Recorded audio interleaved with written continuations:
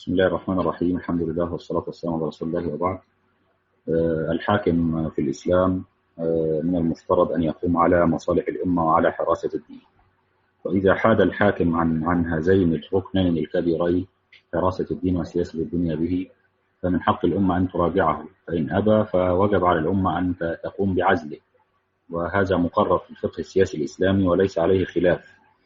والذين منعوا الخروج على الحاكم قديما أو عدم منازعته هم كان هذا الكلام بحق ولاة حقيقيين وليس بحق ولاة اغتصبوا السلطة وانقلبوا على رئيس منتخب ومختار بإرادة الأمة بكل حرية، ومع ذلك هو يفسد في الأرض ويستأثر بالمال العام لنفسه ويقتل الناس ويعتقل الناس ويصفي الناس في الشوارع وفي المعتقلات ويخون الوطن، يوالي أعداء الدين والأمة ويعادي أولياء الله سبحانه وتعالى.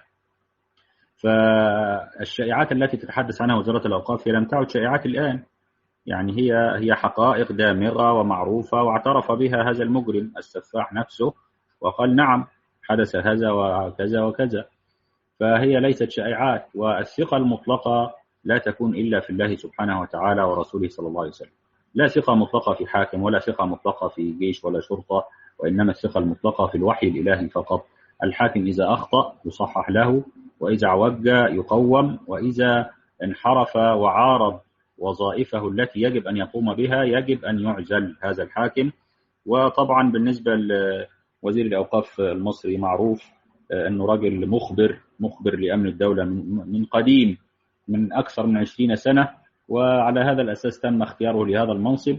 وحينما غير السفاح حكومة الانقلاب لم يغير هذا الوزير، لأنه يقوم بواجبه المنوط به طبقا لما تريده أجهزة الدولة وأجهزة الانقلاب، ومن أجل هذا هو يرى أن هذا كله شائعات وليس بشائعات، هي حقائق.